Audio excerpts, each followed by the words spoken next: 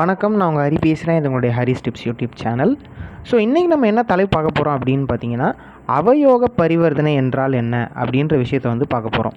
So பரிவர்த்தனையில் நிறைய types இருக்குது, ஓகேங்களா? அதில் இந்த அவயோக பரிவர்த்தனை வந்து ஏன் நம்ம அதை வந்து தெரிஞ்சு வச்சுக்கணும் அப்படின்னு பார்த்தீங்கன்னா, ஒரு கட்டம் நம்மக்கிட்ட வருது, ஓகேங்களா? இப்போ உதாரணமாக இந்த கட்டத்தை எடுத்துக்கோங்க.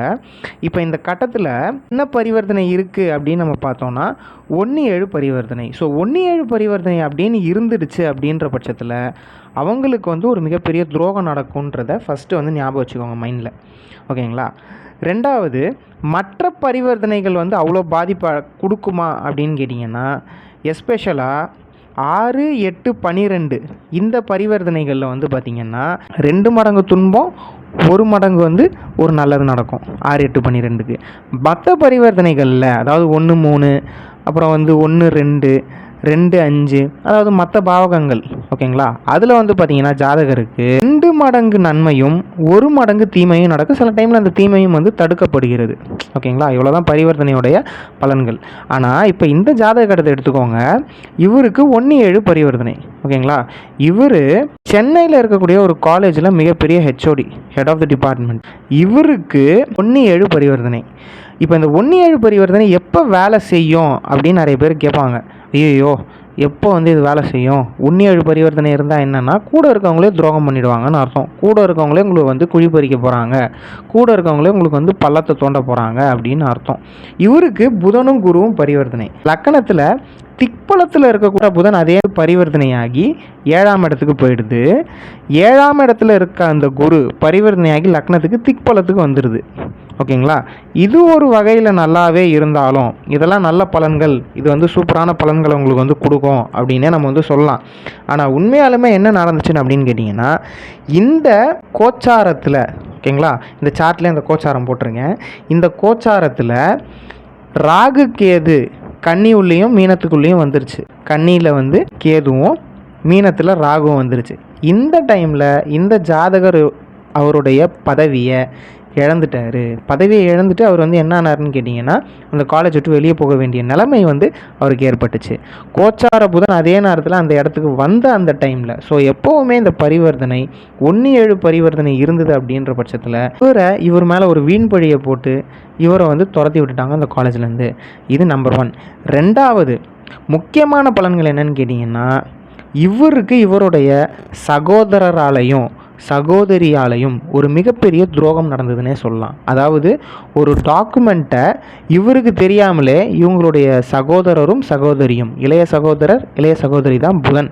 ஸோ அவங்க என்ன பண்ணாங்கன்னா, இவர்கிட்டயே சொல்லாமல் அதை வந்து திருடிக்கிட்டாங்க.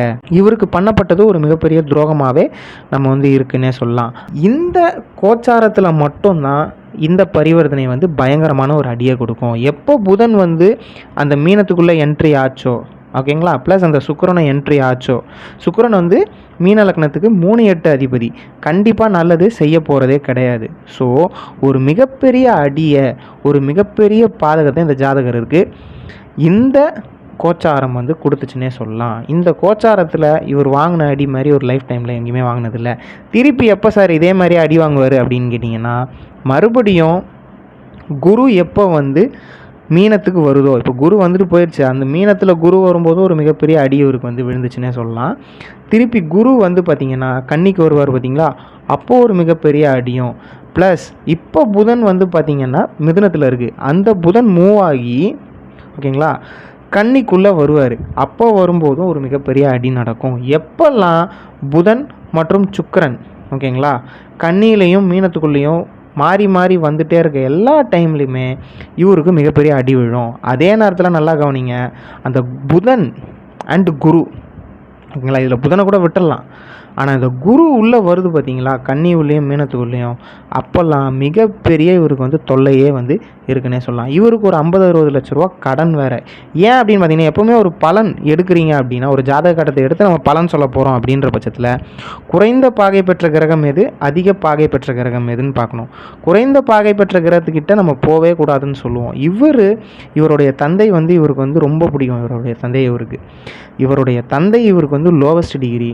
தந்தையால் இவருக்கு மிகப்பெரிய கடன் வந்துச்சுன்னே சொல்லலாம். தந்தையால் இவருக்கு வந்து படாத பாடே கிடையாதுன்னே சொல்லலாம். செவ்வாய் வந்து இவருக்கு வந்து ஹெச்டி 29 டிகிரியில் இருக்கும். செவ்வாய் வந்து ஹெச்டி இருக்குது. ஆனால் எந்த யூஸும் செவ்வாயால் ஏன்னா இவர் போய் செவ்வாயை வந்து தொடவே இல்லை. செவ்வாய் சம்மந்தமான தொழிலை இவர் பண்ணியிருந்தாருன்னா எங்கேயோ போயிருப்பார். ஸோ அதையும் இவர் கையில் எடுத்துக்கல. அதே நேரத்தில் செவ்வாய் சம்மந்தமான எந்த விஷயமுமே இவர் கையில் எடுக்காத ஒரே ரீசன்னால் என்னுடைய லைஃப் டைமில் பல லட்சங்களை இவர் வந்து இழந்துட்டார்னே சொல்லலாம். ஸோ இதுதான் இந்த ஜாதகருடைய கோச்சார அடின்னே சொல்லலாம். ஒரு மிகப்பெரிய அவயோக பரிவர்த்தனை. எப்போவுமே அந்த அவயோக பரிவர்த்தனை எப்போ வேலை செய்யும், அதாவது 1,7 மட்டும்தான் இதில் மெயினான அவயோக பரிவர்த்தனைன்னு சொல்லுவேன். இதுக்குள்ளே ராகுகேதுக்கள் வர அந்த டைமில் மிகப்பெரிய அடி அது கொடுத்தே தீரும்னே சொல்லலாம். ஸோ என்னோடய வீடியோஸ் உங்களுக்கு பிடிச்சிருந்தா லைக் பண்ணுங்கள், ஷேர் பண்ணுங்கள், கமெண்ட் பண்ணுங்கள். மறக்காமல் என்னோட சேனலை சப்ஸ்கிரைப் பண்ணுங்கள், பெல் ஐகானையும் ப்ரெஸ் பண்ணுங்கள். நன்றி, வணக்கம்.